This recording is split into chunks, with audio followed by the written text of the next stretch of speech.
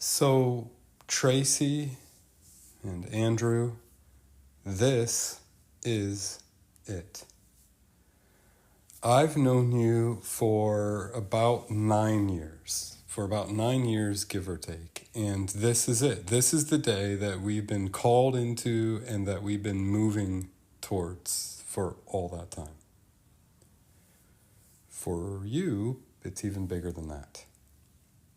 And my suspicion is that this has been a year or so of really thinking about this day.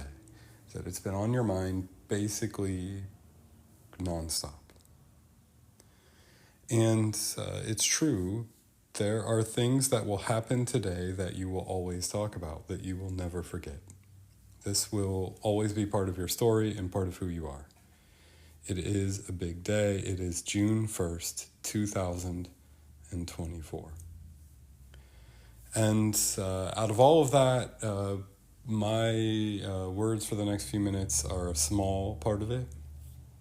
But I brought 3 quick ideas. I have 3 quick ideas for you to do with whatever you would like. 3 things that I'd like to talk to you about quickly. The first one, if everybody would look into your bulletins, you'll see that in a couple of minutes we're going to sing together. And it is not a mistake in your bulletins. The thing that we're going to sing is a Christmas carol. It's Joy to the World. And that is not a mistake. Several weeks ago when I sat with Tracey and Andrew, they sort of jokingly said it would be fun to have a Christmas song, and so that's in here, Joy to the World. But I hope that it's more than just a sort of thing to laugh at. Christmas is about family and who's there for each other. Christmas is a gift to us. At Christmas, God is always near to us. That's part of the story of Christmas. And so Christmas is a fun thing to focus on your wedding day. And then the song is about joy to you and to the whole world through you. And that's a thing that God gives us through our families, through all that God gives us. And so there's some significance there that I just wanted to stop on and point to, that it's more than a joke. It's a joke, but it's more than that. All right, so that's 1. 2 is that you might have noticed that Steve the dog is part of today's service. Did you all notice that Steve the dog participated in the wedding party? I Googled it, and there are thousands of ideas of what you could do with your bet. You could have had Steve's picture on the invitations for the RSVPs.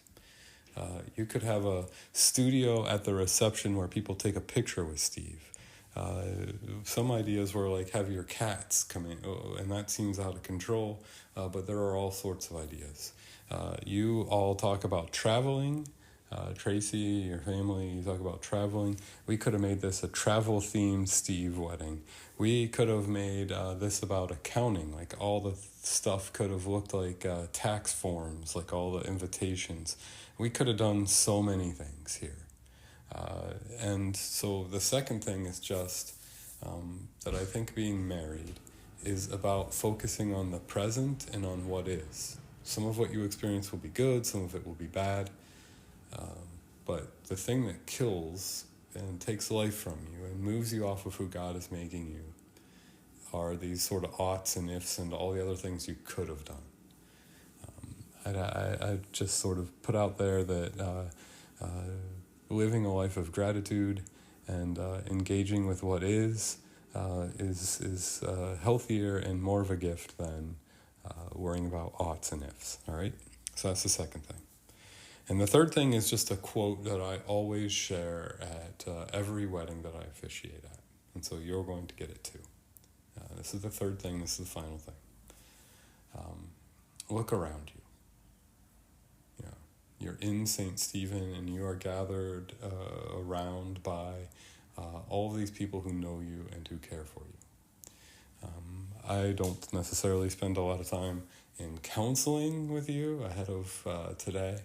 And, we haven't put a lot of effort into thinking about self-help or psychology or any of that sort of stuff. There's a lot of things we haven't talked about. And that's because life is this sort of living in the present, and these people are part of the promise. The two of you are part of a promise together, but all of these people will be with you. No matter what comes, St. Stephen and I and all these people are people that will do this with you. Some of it's going to be good, some of it's going to be bad. And so the quote is that you should not talk about falling in love. That reading from the 13th chapter of Corinthians is all about love. And it's not about falling.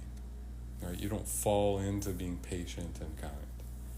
What it's about is God raising us up through love, through God's love, through who God surrounds us with, through living into the present of what we have. And so that's it. That's 3 things. And this is your day. And I hope that it's a blessing and that it's a thing that you always remember and always cherish. And that you remember that it's a gift to you from God himself.